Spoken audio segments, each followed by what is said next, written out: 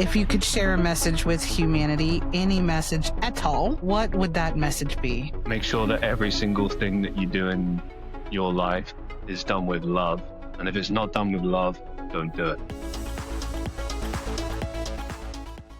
And welcome everyone to another episode of Humanity 2.0 podcast, where we are interviewing humans about humanity. Imagine that. Today's guest is Christian Reeve, who has been in this box before. He's been here before, but not with you, not on Humanity 2.0. He's been on Are You Happy's podcast. I've been on his podcast, and we've known each other for some time. Christian, it is so good to see you. You really are an artist of so many sorts. Please tell everyone about the awesome stuff that you do. And I hear there's a new album, more music coming out on Valentine's Day. So I have a single coming out. I don't have an album coming out. I am working on an album, a second album, but it's one of those, like, who knows when, who knows how. But yeah, so I don't know how to say it. Like, I don't know. It always sounds like so pretentious when you say, like, I'm an artist. I'm a creative. Normally, yeah, like, as you put it off camera, like a laundry list. So I say I'm an actor, a voice actor, a musician, a podcaster, content creator. But I don't really know, man. I like a lot of things, and I hate the idea of restricting myself in life. Mm-hmm. You know, I get bored just doing one thing. I'm like, why not all the things? Yeah. And, you know, everything about current society, especially on social media, says, like, you have to fit a niche. You have to find your niche. You have to go in your box. And I don't know, since day one, I've always been against that. I just never liked that idea of, I remember when I was at school, it was the same. It was like, oh, you listen to this music, but you can't listen to this music. And I was like, why? Is there rules? Is there a law against that? And there wasn't. It was just, that was people's idea because that's what they were taught, because school teaches you that, society teaches you that. And I guess I just don't believe in that. I don't know. Well, I'm glad that you don't. Hello. I'm glad you don't, because if you did, then you wouldn't be here right now. And I think that you should give yourself a mountain of credit, because you have done so many things, and it requires a lot of courage to put yourself out there for all the stuff that you've done. There are plenty of people that will watch this or hear this, and they will think about how, oh, I want to do that, or I've always wanted to do this, but someone told me I shouldn't, and they listened to those people who said they shouldn't do those things. And so you did those things, and you have a CV that shows it. You have, reels and all kinds of footage that shows you doing these things. So you should, not that you should, but I feel that you should congratulate yourself, at least, for having put yourself out there, because that's a really big deal. Thank you very much. I just think that in life, you should never place limitations on yourself, because other people will try and place limitations on you and tell you what you can and can't do. And it's really important that you don't listen to those people and listen to what your heart tells you, And often people will say, like, oh, what if it doesn't work out? Don't you know that it would be easier doing this? And like, I'll throw a few cliche quotes your way. So like, one would be, anything worth doing in life is going to be difficult. That's number one. Number two, don't box yourself in and allow the limitations of others to define your life and the way that you live your life. No one gets to tell you how to live your life. If it doesn't make sense to them, that's fine. It's not their life. They're not living it. They've not spent a week in your shoes. So how would they know? And often, because everyone's a critic, everyone is an expert on life and expert on your life. What do they really know? But whenever I listen to people and they're trying to tell me not to do what I'm doing, it always comes from a place of fear, or, they'll throw it in your face and be like, well, you're just stubborn. You don't listen to advice. You don't listen to what people are saying. It's like, I take on board everything, but I look at what resonates with me and what makes me happy and what I feel in my heart and my soul is what I want to be doing. See, my biggest fear is to be on my deathbed and be like, what if I'd have done that? I would rather be the world's biggest failure than a man dying with all the regret in the world. Yes.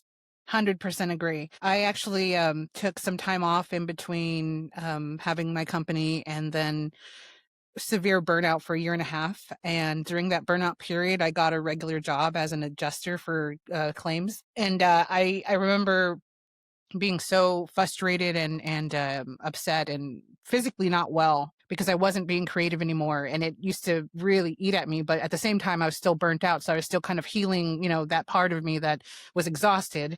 And so one day I woke up and I said, I would be so pissed off, like so mad, and I used colorful words, but I would be so mad if I died at my desk instead of doing all the creative things that I love doing. I would be so effing mad. And so then I quit that day and I went back to working on my company, and I haven't stopped. This was October 13th, a couple months ago, and I have not stopped, like not one bit. I wake up in the middle of the night and I get to work on things. I go to sleep whenever. And yeah, I literally just do as much as possible. I've traveled and met people and networked with people and, signed on to some projects and signed on to projects of my own. And now I'm facing a lot of other things. But yeah, I haven't stopped and I've been so happy. So I get what you mean 100%. I think when you look at how things make you feel, it's a big indicator of what you should be doing with your life. So like even how you express that, like, oh, I don't want to die at this desk. If you look at it for what it is, it's just a desk job. It doesn't matter. Mhm. So for some people that's their dream and great. But if the idea of going to a 9 to 5, going to this job makes you miserable, then why would you do that? Mhm. We all have to do things in life that we don't want to do to make ends meet. Lord knows I do. Big reason why I pursue all the things that I pursue is that whenever I'm on set or whenever I'm in a studio writing music or doing a podcast or doing a live stream, I feel alive. I feel happy. I always get the same feeling. I love the uncertainty. I love the happiness. I love being around other creative people. It's inspiring. When you wake up in the morning and you do it, you're like, this is what I live for. This is what I was Mm. born to do. I don't get that feeling going to an office job or going to do a customer service job or whatever. And it's not anything against those careers. It's just, it's not what I was born to do. It's not what inspires me, and I hate it. And I don't know, I think the goal for a lot of creatives, really and truthfully, I know it is mine, is to just do this for a living. And if you can cultivate a life where you can do that, Yeah. that's the dream, that's the goal. Yeah. And even if you have to work a job, there's no shame in that, because No, not you at do all. have bills to pay. And so it doesn't mean, or it's not indicative. And this is for anybody listening or watching. It's not indicative of your success or of your talent if you have a secondary mainstream job while you're doing all of your creative efforts. If anything, it's commendable because you are not only, chasing your dream and working toward it, but you're also working hard in other ways to sustain the ability to practice or seek said dream. So it's not anything to look down on. If you look at that as well, I think an important thing to keep in mind is that you don't have a problem with it. Other people have a problem, and that's their problem. You do the job because you know the bills have to be paid, and until, I don't know, some creative stuff works out or you start making some progress or whatever, bills have to be paid. You have to do something. You can't just live off nothing. So you take Right. up a job, you do what's necessary, you get the flexible jobs, whatever.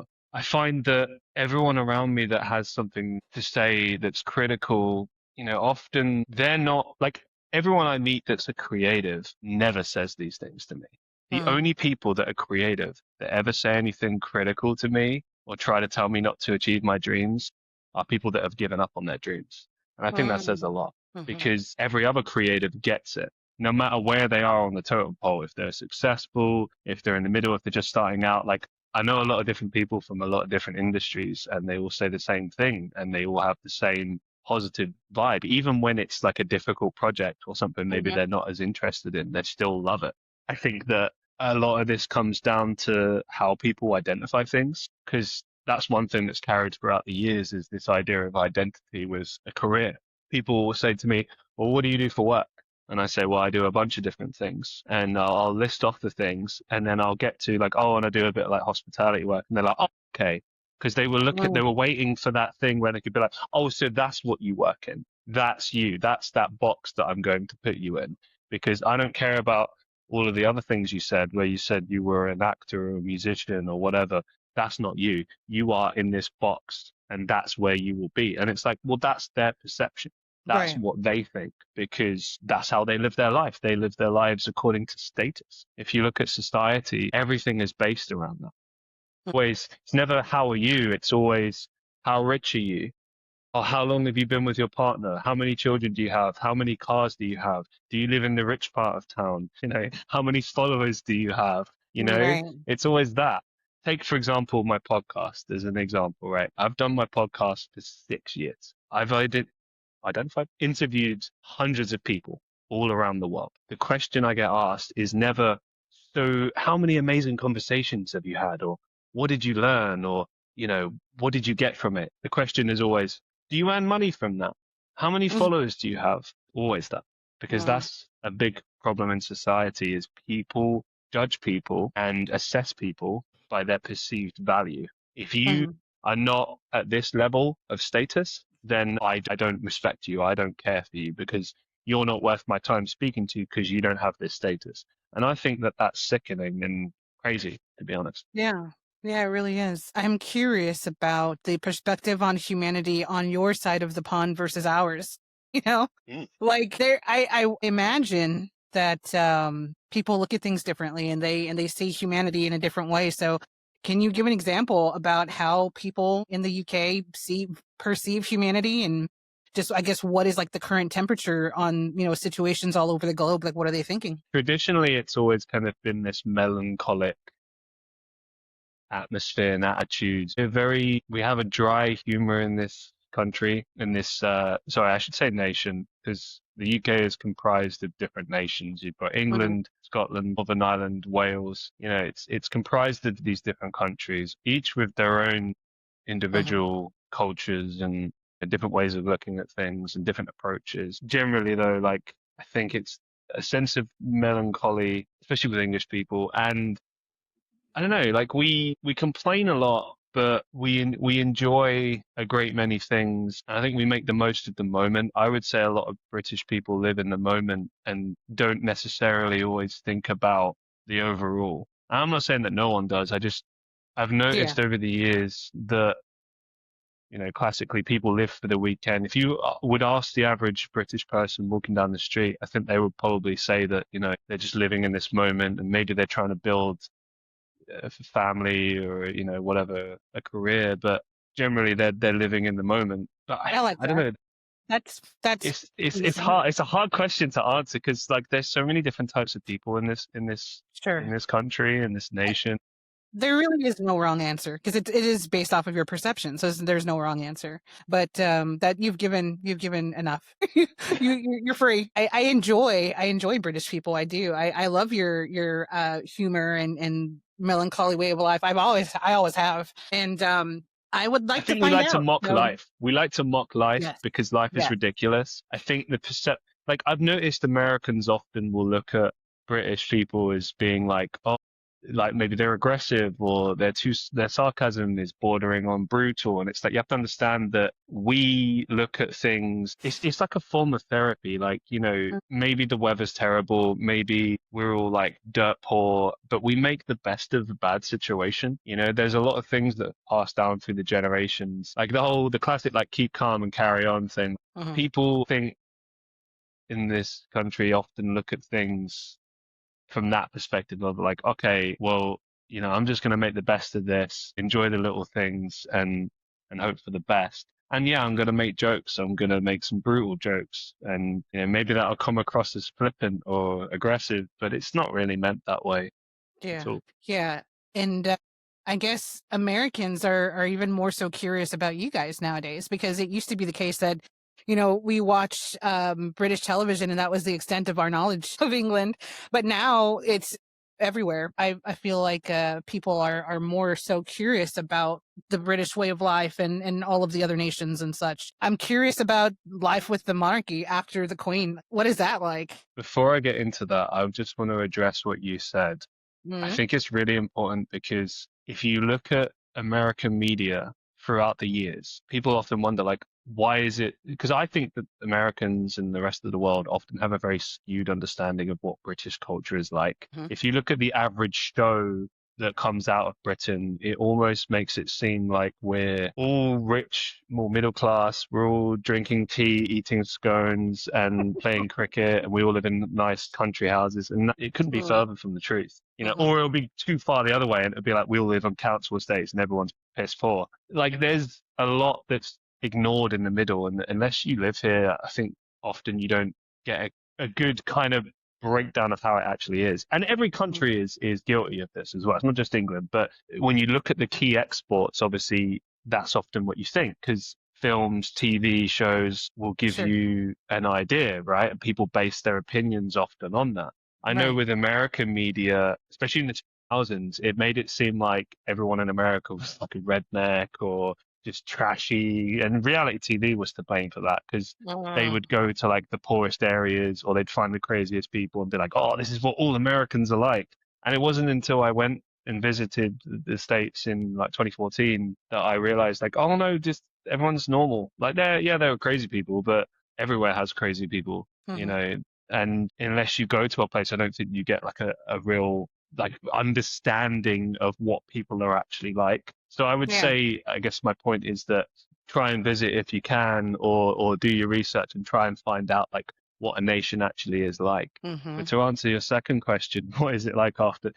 I mean, I suppose it depends how much you care about the monarchy. Like Right. I've the seen vibe both I get, sides of it. most people, it seems to me that most nations outside of the UK care more about the monarchy than Right. people in Britain do. Most people in Britain don't care because it doesn't affect our everyday life. People are obsessed. I don't know why. Like I remember years ago, there was the royal wedding in like 2012 or something, and we had a bank holiday, and I was working in a supermarket at the time. I was like 19 or 20. I didn't care at all about the monarchy because, Mhm. as far as I was concerned, like they live off the state and our taxes go towards them. So I was like, I don't really care for that. You know, what have they Mhm. done for us? Like, do they care about the poor? Probably not. You know, they live in these big palaces with all these empty rooms. Why not help the homeless? Do you know what I mean? Like I'm on the side of the people. I'm Mhm. not trying to have a go at it because I understand the significance and the history, and I get what it does for tourism and stuff, and like it's interesting, and that, and Yeah. I like it in a sense, but I also Yeah. don't, because I see how it affects society and what we could be in dire straits. The royal family does a lot of work for charity and stuff, but I don't know. The average person won't really see the benefit of that per se. Mhm. You know, Mhm. it seems to me like older generations tend to be a bit more engaged in the royal family, or in more recent times, I think it's people are more interested in the scandals and Mhm. like Harry and Meghan. Like I couldn't care less about that. And like to go back to what I was saying before, because no one likes a story untold. Like I said, I was 19, 20. I was working in a supermarket, and we got a day off for the royal wedding, and I was like, great, day off. So I just did my stuff. And then the next day we were in work. Someone was like, "Oh, did you watch the royal wedding?" And I was like, "No." No. And they're like, "Why not?" And I'm like, "Because I don't care. Why would I care? I'm gonna Mhm. sit there and watch like 6 hours of footage of two random people that I don't know getting married." I mean, nothing against the royal family. Like I just equate that with like celebrities. I don't understand why Right. people are so obsessed with celebrities. Like, "Oh, did you hear these two are like getting divorced?" I'm like, well, that sucks, but why? How is that any of my Right. business? I Yeah. don't know. Like, I don't think the royal family really affects the average person. It's just every now and again, I'll hear something that bothers me. Like, for example, did you know during COVID, the first year of COVID, the UK government gave something around 200 million of taxpayers' money to the royal family to quote unquote like bail them out because they'd lost money from revenue, or like they'd lost money Yeah. from something. I don't know. So they gave him 200 million pounds of taxpayers' money. And I Wow. look at stuff like No. that and I'm like, okay, and I don't want to get all too political, but like, No, I, no, no. It's I don't know. good. Stuff like that No, bothers I me. I'm agree with like, you. okay. I agree with you.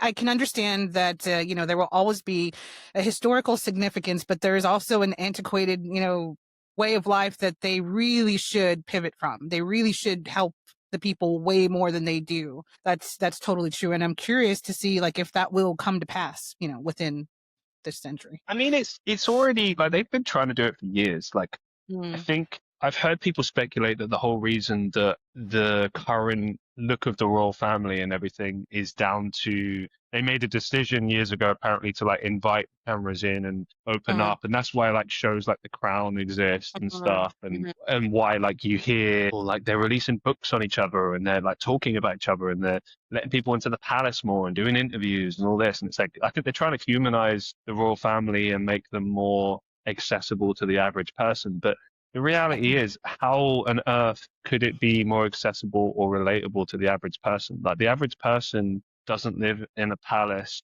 doesn't right. have millions of pounds, isn't in a part of a lineage or aristocracy or whatever. Like the Mm. average person can't relate to that. It's not to say that the average person can't find something to relate to. They are human beings, but like it would be like the equivalent of if, I'm doing a house swap with a millionaire for a week and we Mm. compare notes and compare each other's lives. Like there's going to be very little that we actually can relate on. And that's just the nature of life. These people were born into this family, born into that life. And, some of them are, shall we say, morally questionable. Others seem a bit more down to earth. Right. I guess that's just the case with any family, but Yeah, true.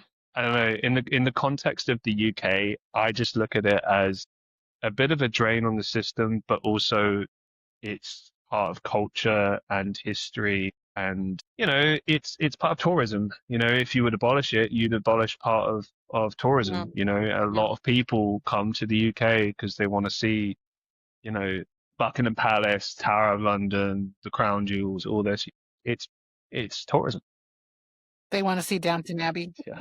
I mean, this is what I mean. Like everything is just romanticized. Like I hate Right. it all. I'll be honest, I'm not a fan, and there's people I know, family members even, that are like Mm. really into it. And I'm like, look, I just don't, it's not my thing. And I So won't you're hate on people for being into it, but I just personally am not for it because how can I relate to that? so you're telling me that if a show reached out to you, the BBC reached out to you, Christian, and said, "Hey, come on this show, this period show, and do this bit with your guitar or whatever the decade, whatever it was, the period, whatever period it was, they give you an instrument in that period and say, play this and do this part." Are you telling me you're not going to take the part? Well, that's different. That's acting. I'm playing a part. It's Yeah. it's different. You know what I mean? Like I've played plenty of parts that I don't relate to because that's part of acting. Now, if you said, "Here's a documentary series. Do you want to be on a documentary about the royal family?" I'd be like, "No." Why? Why are you asking me? The royal family? I don't know. Well, I Um, already asked you about I a just I film. don't understand this obsession. I don't understand the world's obsession with the royal family. I don't get it. Especially you Americans, no offense, but so many people in America are like, "Oh my God, don't you love the royal family? No. Oh my God, don't you love the monarchy? Oh my God, the queen." And it's like, yeah, look, I met the queen. She's lovely, but it's not, so what? Like it's just I don't know. Yeah. It's we're not as obsessed as everyone else is. Like to us it's like I don't know, it's like yeah, I mean, some people call it monarchists, royalists. There are people that are like Mm-hmm. really into that. But I look Mm-hmm. at it more Mm-hmm. like, it's for them, it's a hobby. It's something they're into. It's the same as Yeah, like your favorite show. sure. I I, think of I it think, I as a, think I'd be happy if they were self-sufficient, if they mhm, weren't taking the tax money, I'd be all for it. mhm, It's the only qualm I have with them. Everything else is like, they're just a rich family. mhm, And it, I mhm. mean, look, it is history. Like, at the end of the day, Yeah. how many countries can say that they have a monarchy Mhm. that still has a lineage? Like, not many countries can say that. Like, I mean, there's a Right. handful in Europe and stuff. That is interesting. That does make us Yeah. interesting, so to speak. In addition to other things, yes. Never thought I I'd be look talking at about it. I look at it from a historical perspective, 100%. That's literally it. It's like the equivalent of you growing up with your family around, and they just happen to be really popular people, and you're just like, they're just humans at the end of the day that live in a really big old house. Yeah, but again, it's the relatability thing, isn't it? Like, Yeah. if you look at like people's obsession with celebrities, it's often bordering on unhealthy. Mhm. Mhm. Like I've met millions of celebrities over the years, and I can tell you, like, they're really not as interesting as people think. Some people are, but some people it's more that they're an interesting human, and it has Yeah. nothing really Yeah. to do with them being a celebrity. Speaking of humanity, are you a good human, and why? Wow. Based off of your own experience, do you feel like you're a good human? Yeah. Don't think about it. The whole point is to think about it. Well, like, what's the first thing you think of? Like, do you think, yeah, I'm pretty good, or I could be better, or or I'm just a shitty person? I mean, what do you think? I was talking to someone about this the other day, and I was saying that in my mind, whenever I look at myself in the mirror each day, I want to be able to keep looking at that guy and say, I like what I see. I respect what I see. Am I perfect? No. But I always seem to look at every decision. Like, there's been a lot of times in my life when I've been, like, say, offered things, or there's been like an opportunity to do something and I didn't do it because I felt that it was wrong. Mm-hmm. Um, and that's happened a lot throughout my 20s and definitely into my 30s. When I was younger, I was maybe like I cared less about it, and I was just like, oh, whatever. But there was always like this moral like if I did something wrong, like I felt a crippling wave of guilt, you know. Mm-hmm. Mm-hmm. And so now when I look at things like integrity and honesty and stuff like that, that means a lot to me. So I guess if you were looking at it from that perspective, maybe you could say I'm a good human. I don't know. But again, I feel like it's up to other people. I get Well, told that a lot that I am, but I don't well, know if that's, yeah, I I don't think know. that you kind of answered your own question without answering your question.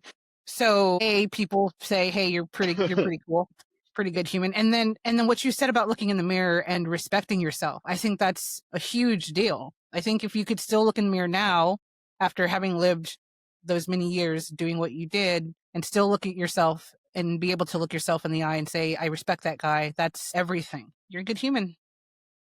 I think Congrats. what's important to remember as well is that the current society we live in demonizes people and Mm, expects perfection where there is none. Like there seems to be this like constant witch hunt to just derail people. Some people deserve it, but like a lot of the time people are just making mistakes. yeah. Like when I see people like young, let's say like young celebrities, right? And they're making mistakes and everyone comes at them. I'm like, y'all never made a mistake. You never just fucked up, said the wrong thing, didn't think, like that's what Mhm. human beings do. Like that's part of, I'm sorry for swearing, but like I get passionate about this stuff. It really Yeah. irritates me and upsets me because I think everyone deserves the opportunity to make mistakes and Yeah. learn from their mistakes and become better.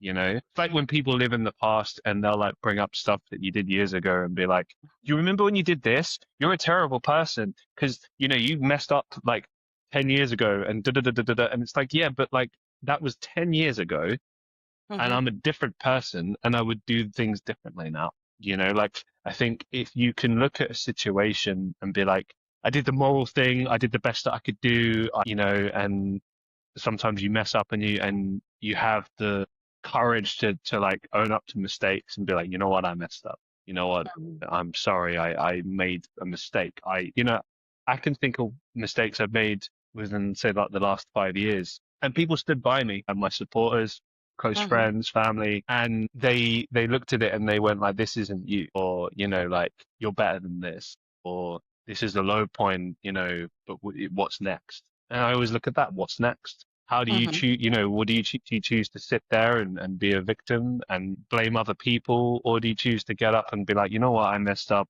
I take ownership. I'll move forward. I'll keep going. And in a year from now, you'll find me in a better place. I think society needs to be more forgiving. I think Mhm. people need to try and, this show's about humanity. All right. Well, my big thing is I think people need to find their humanity again. I think people don't think enough about humanity and what it actually means to be a human being, the human spirit, what that means. The human spirit, I think, it comes from a place of courage. It comes from a place of pushing and perseverance and questioning everything and trying to be the best that you can be and never giving up and always striving for more and trying to be better and trying to present and contribute something positive to life and then hopefully leave a legacy that when people look back, they'll be like, you know what, that person, that human contributed something positive and they're Mhm. sorely missed. But if that person does all of those things and doesn't get remembered, is what they did still very significant and remain that way? I mean, isn't that the point, is to do the things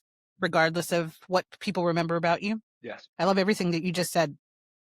And I'm not saying that because I'd always do, because I always do. I enjoy that you sometimes just go off and it's fun to watch. It is so much fun to watch because you're so truthful in everything that you say. And I feel like sometimes when you get, for lack of a better word, intense about a particular subject, it's because it's coming from a personal place. And when you're saying these words, you're almost like reliving it, if not, picking pieces to focus on and then to let yourself kind of not heal from, but just process.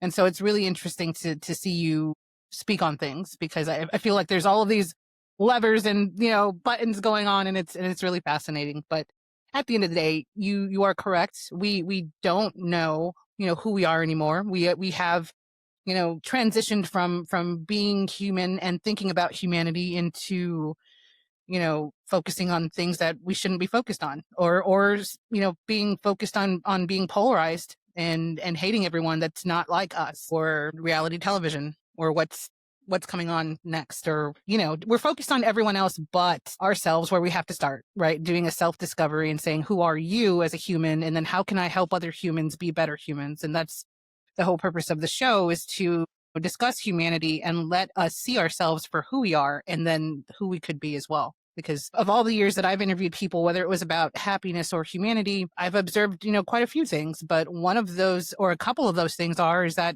there is a certain level of resilience across the board, a certain level of resilience. And then there are a huge amount of people that hope for humanity to be better. So they're not all jaded, which says something. And they try their best to find community with those that want to become better humans. So we inherently connect with some form of community. And so I think that we have the ability to be better humans. We have the opportunities. And at the end of the day, if we act on them, then that will have made all the difference. Everything in life comes down to choices. Do I go left? Do I go right? Do I help this person? Do I not? Everything you do ultimately at some point will come down to a choice. And every choice that you make ultimately ends up defining you as a person, as a human. You mentioned before, wouldn't you just do those things just because it's the right thing to do? That's how I live my life. But if you look at modern society, what do people often do? They'll walk down the street, they might give some food to the homeless, they'll film the whole thing. Now there's people that don't do that ask for permission, that, they'll just do things from the kindness of their heart. Other people are trying to set up something and do something positive, and they want to document that to get people on board to help more. And I fully respect that. But I think a lot of people, like I said earlier, are concerned with status, and I blame social media for that, and the fact that you can monetize everything. And you know what I mean? Because I've always been upfront that I am trying to promote my brand, and yeah, I'm trying to make a living from things, but not at the expense of people. I don't do things to grift. I don't do things for sympathy. Like, I tell my story and I'm honest about things. I say I'm struggling and stuff and that things are difficult, but I don't expect sympathy. I don't expect anything from people. I think people are too entitled. I think there's too much expectation placed on people, and people always want something from you. I think a lot of the time, if you look at your life, the people ask yourself, okay, how much am I giving and what am I getting back? But like with the people I associate with, is this just a transaction, or do they really care? Are they just doing things because it's the right thing to do?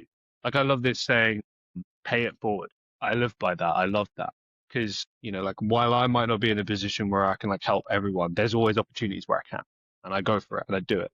And maybe it might be something small, like showing up to a local band's gig, or sharing a status of someone's new thing, I don't know, or just looking at opportunities to help people, support people, whatever it may be, and just doing it because it's the right thing to do, but also because it's, we're better when we're together.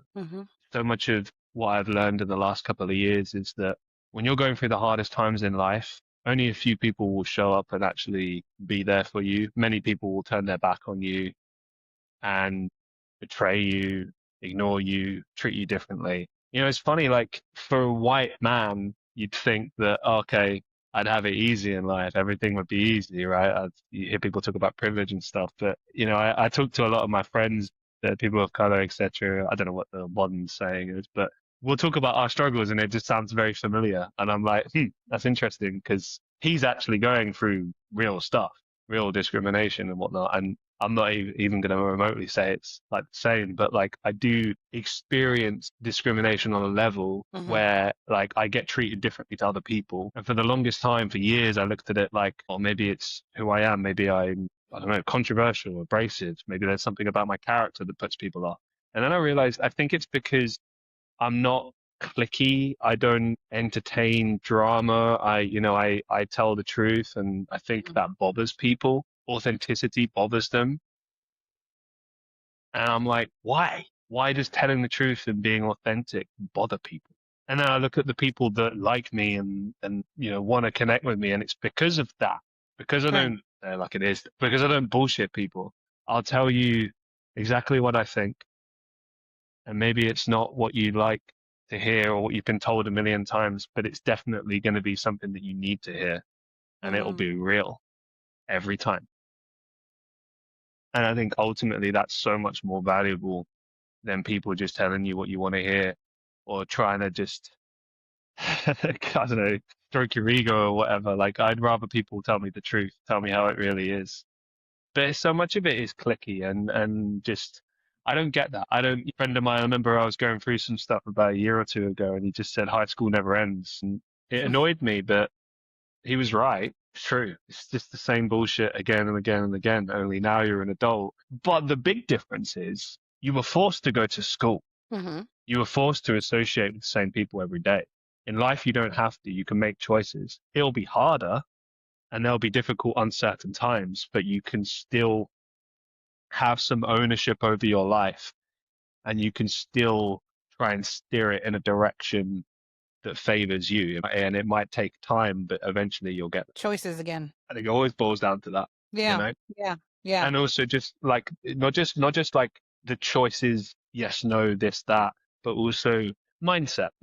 I've been through every emotion there is: happiness, sadness, depression, anger, frustration, betrayal, all of it, feeling sorry for yourself, you name it. And I've got to a point where when you can appreciate gratitude and for the small things, it really will change how you look at life. And it's so difficult to do that when you're struggling.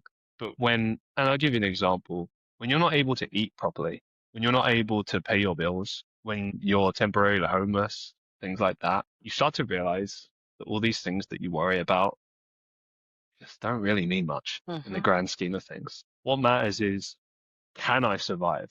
Do I have love, support in my life? Do I have the basics? Everything else is just window dressing. It's why I don't really care anymore what people think, or trying to appease people, or trying to, win people over, or what is it they call it? When you're seeking validation from people, like screw all of that. Yeah. Like what matters is you and what you contribute in this life, and the love you bring, the positivity you bring, and having a positive mindset, especially in the darkest of times when things are seemingly hopeless. If you can get through that, you can get through anything. Yeah. I know all of those areas very well. Yeah, to go down the list would be, just reiterating what you said. But yeah, I've been through all of those places, and it is completely true that the little things and appreciating the little things, but also I can offer another angle of, when you have no home and you remember what it was like to have one and the way people treated you when you had one. And then the huge difference of being without one and everyone seeing you as only one type of person who's, trying to scam people for money, or having some kind of nefarious reason for talking to a person that's not homeless. So I think that was an interesting experience, to say the least, was observing people and their behaviors when I wasn't and when I was. I remember volunteering at a soup kitchen before I was homeless, and then being at that exact same one on the other side. And things that were very surreal. But I definitely appreciate the little things for sure. And then even now, with things as they are, not just politically or socially, personally, going through so many different changes. I can say definitively that I know that I'll get through it 100% because I've lived through so many things, some even worse than those. And so just the resilience and never just laying down and taking it. That's just my signature. So I understand exactly what you're saying. Yeah, I think at the end of the day, again, it comes down to choice, doesn't it? Mm. You can choose to be a victim, or you can choose to be a survivor and keep going. You can choose to look at these things as obstacles to overcome or walls preventing you from surviving. And I think ultimately, when you look at the mindset angle, you're going to be always more positively received if you're trying to survive and you're not vying for sympathy and stuff, and you're just trying to survive and just Yeah. get through it. Yeah. And it's not always going to be easy. And of course, you're going to feel sorry for yourself sometimes because, I mean, some of those things you mentioned now, I'm so sorry to hear that. Like, it's a lot. Like, it really is. It's a lot. It is. It's big. But then, you're a positive, bubbly person. You're not going to like change yourself. You're not going to be like, Yeah. oh, well, I might as well just give up on life then. Like, why? Mm. What? No. Like, you keep going, you keep trying. I don't know. The way I look at it is I'm not going to give up on life until there's no oxygen in my lungs, then I guess it's time to give up. But like, until that day, Right, like right, right, right. I'm here, like I've got something to contribute, so let's keep trying, let's keep going. Tomorrow's a new Yeah. day and all that. Yeah. I just see it as another opportunity to pivot. I mean, yes, I do have those sad days. I've had at least two that I can remember just because, sometimes medicine makes you tired and sleepy. And I swear I almost fell asleep driving. That was not Wow, good. But yeah, I had no idea that I wasn't supposed to take it while driving. There was no label that said scary. that. So someone's getting sued. But yeah, so I'm I'm having to navigate how to exist in this world with medicine, and I have to take like baby naps throughout the day, like just sporadic baby naps to kind of like recharge. But I don't know. It's one of those things where you're like, of course this happened, of course this happened right when you're going through all of these other changes, and then also you meet someone that is like amazing, and of course cancer, yeah. So Like, yeah, good times. For a second, when I got the diagnosis, I remember saying like, well, you know what? If they say I have 5 years, then that's 5 years to do cool shit. Or if they say I have one, then that's 1 year to do cool shit. And I wasn't going to really like go through any kind of like therapies or anything because I felt like I'd lived a full life already, which I really have. But then a lot of people were not fans of that. Yeah. yeah, but what matters is what you say. I mean, it's your life, it's your choice, Hmm. and people are not always going to understand why you make the decisions you make. Hmm. Yeah. But ultimately, what matters is you. I think the only thing that really changes that is responsibilities. If you're a parent, if people rely on you kind of thing, then that does change things a little bit. It's still Mm. your life, but it's not just Yeah. you that it affects. You know what I Yeah. mean? That's true. Yeah. That's the only other thing I'd say. Yeah, my son, who's 22 now, which he's not mine, clearly. He came pre-baked, is what I say. His biological mother died from cancer, so Wow. that would not be a good tradition to keep up. So, but anyway, I'm sticking around. I'm going through the things. I'm doing the stuffs. It's not even a consideration anymore to not. It was just an interesting thought at the time, and nobody was a fan. There it is. To close us out, my most favorite question of all, if you could share a message with humanity, any message at all, what would that message be? Make sure that every single thing that you do in your life is done with love. And if it's not done with love, don't do it. And why would you say that? Why would you say don't do it if it's not done with love? Because when I look at a lot of the things that people choose to do, I don't think that they really consider that as a concept. I think a lot of the time people do things and then ask questions second. And, if you would just take a minute and go, is this the right thing to do? Am I doing this from a loving place or am I just bitter? Am I just angry? Am I just frustrated? Am I upset? Like I'll give you an example. My life is not where I want it to be. It's not the life I want. When people ask me, hey, how's it going? I say, living the dream. And I take the piss because that's my sense of humor. But also, I'm not happy. And if you spend 5 minutes talking to me, inevitably someone will say, well, why don't you do what you love? Why don't you, just be happy? And I'm like, you don't get it. You don't understand the struggle that is trying to cultivate a life that you love. it takes time, it takes sacrifice, it's luck. Sometimes in life you can do everything right and it still doesn't work out. And there's no one to blame. You might look and be like, oh, I didn't do enough, or the right people weren't there, or I didn't have the connections, I didn't have the money, or whatever. Sometimes things just don't work out. And then you look at what's left and you go, well, why are all these people around me so successful and not me? Sometimes it would be the same people. Like I've seen things where it's like people the same age as me. Mm-hmm. And I've been doing this well, like 7 years, and there's people that have been doing it like a few months and they're successful. And like part of me is like, well, of course that's the case. That's hilarious. That's like the universe's joke or whatever, God like having a laugh, you know. Other times I get bitter and I'm like, why not me? But here's the thing, and this is why I bring this up. Congratulate those people. Applaud those people. Don't let bitterness into your heart. Don't let anything into your heart that isn't love. Because if you start going down that road, you'll lose yourself and ultimately you'll become someone that no one wants to associate with. Those sorts of Mm-hmm. people that just sit there destroying themselves and never think about the fact that it could have worked out if they'd have kept going, if they'd have put their heart out on the line and tried. Because I've gotten to a point in my life now where I don't think it matters really if it works out or not. I think what Mm-hmm. matters is, did I do everything in life with my heart and with my soul, and was I completely myself?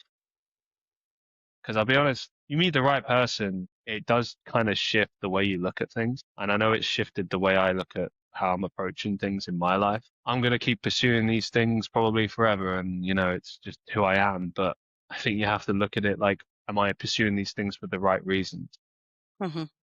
Am I doing things for the right reasons? Am I doing things with love? Or am I just trying to destroy the world and destroy myself? Stop trying to destroy yourself and start loving yourself and start loving those around you and operate from that kind of a sphere. And I guarantee it will change your life. Excellent message and response. Thank you so much for sharing that. Christian Reeve, you are awesome. You're an awesome human. And I've enjoyed knowing you all these years. Like we met in the most random way. Well, not really random. I think I sought you out. I saw you on socials and I was looking for people to interview and I thought, he's interesting, and you were nothing like you were on the content that I saw you. You were nothing like that person, but you were multidimensional and you had so much to offer. I've always seen your work from the side here and there. I've always caught glimpses of you and watched you progress and secretly hoped that you never stopped. So I'm so glad that you've not stopped. I mean, things come up and I'm so glad that you've met your person. I completely agree that they do change your perspective on things, and in a way, almost everything's a little bit more colorful, a little bit more brighter in a way. Crazier things have happened. So I guess the point I'm trying to make is never give up because who knows what could happen. Totally agree. I feel like you have let go of your grip on what you were trying to do, and it's all now coming from a place of authenticity. And you're just living and being and pursuing in such a way that it's no longer a consequence if you don't hit the mark. It's just the journey. It puts a lot less pressure on you. I say that, like, if you can get out of that mindset, I mean, anyone that's listening to this, that's in any way like creative, it doesn't even matter if you're creative. If you're just like pursuing a goal and you've been like, as you say, you've had your tight grip on this goal for so long and it's just not worked out, not worked out, not worked out, and you're getting disheartened and frustrated. Like, I know all the emotions. I've been through them myself. I know. But if you look at that and you just take your hands off for a second, off the steering wheel, and you're like, you know what? I'm just going to do these things and let them breathe and just, I'll do what I can and then not worry about it. There's so much less pressure. And, if you're a creative, it gives you space to work. Like, I think, like, for instance, right now, I'm writing really exciting music and stuff that I don't think I would have written before because I wasn't really inspired, or, you know what I mean? Or like the podcast, for example, like, it's so much more fun doing it and enjoying the process rather than worrying about like, oh, this one got this many lessons or this many Right. views, or, oh, it hasn't got a sponsor or whatever. Like, and like when I hear those questions, what would I know you from? Acting. What would I know you from? Are you famous? How many followers do you have? I don't care about those questions anymore. It used to irk me that I'd not achieved that status. And then now I'm like, but I don't care about the status. So why do I care about those questions? Why do I put all this pressure on me? What, because society chooses to do that? Well, fuck society. Like, like what matters to me? What's important to me? And this is the thing. Herein lies the beauty of it, which is if you can get to that place where you just don't care anymore and you're just doing things because you love them and because it was what you were born to do, that's when you'll probably create your best work. And as you said, you'll be most authentic. And that is what people cling on to. That authenticity, that's what people need. When people are inspired by things, it comes from like reality. You know, it's like when they say write about what you know, like, yeah, like if you've never been in love, we'll go out and be in love and experience that. Like I've written, I don't know how many songs about like heartbreak, right? And it's because I felt heartbreak. I experienced that. And yeah, it fucking sucked, man. But then you write a song about it and then like people are like, oh my God, like I felt that way. Or, you know, like isolation or loneliness or whatever. Like, you know, when I talk about these things, it comes from the fact that I experienced them. And that's how people can relate to you, because you actually experienced those things and it was real. You weren't making it up or trying to impress people or trying to curry favor or get sympathy or whatever. Like when I talk about these things, I talk about it because you can tell stories with it, you can inspire people, you can connect with people, which is the whole point. Like when you're trying to do these things, you're trying to connect with people. And you are unapologetically yourself, and people respond to that. So one way or another, yeah. No, everyone's positive. I'll say that. Right. Yeah. Yeah. Like, it's good. Like they say the worst thing that you can receive is apathy. No one cares. So if you listen, if you're getting hate, you're probably doing something right. If you hate Christian, please like this episode. No, tell everyone where to find you and your work and all those good stuff. The best place to go, I would say, so there's a few links. There's my website, christianreeve.com. It has links to everything, my podcast, my music, my acting, so you can see it all. Instagram is a good place to follow me, I think. If you use Instagram, I'm always posting on my stories, posting videos. I have a Discord community as well. I've got a link tree, which is on my Instagram, and it has like a breakdown of all the links. But it's very easy. If you just Google my name, you could probably find me. Christian, I look forward to seeing everything that you do in the future. Well, thank you very much. I appreciate that. And for the rest of you cats, we'll see you guys next week on another episode of Humanity 2.0 podcast. Be sure to be good to other humans and fall in love. Christian says so. Christian says it's a great idea. Fall in love. See you guys next week. Humanity 2.0 podcast is brought to you by Vanessa the Vivacious Productions. Want to be a guest? Visit the link in the episode description for future guest opportunities. Ready to podcast like a boss? Join Podmatch and begin your Podmatch journey via the link also listed in the description. Subscribe to Humanity 2.0 podcast on Apple Podcasts, YouTube, Spotify, and more. Follow and help support the show by buying Humanity a cup of coffee via buymeacupofcoffee.com/Humanity 2.0 podcast. Above all, don't forget to be good to other humans. See you guys next time.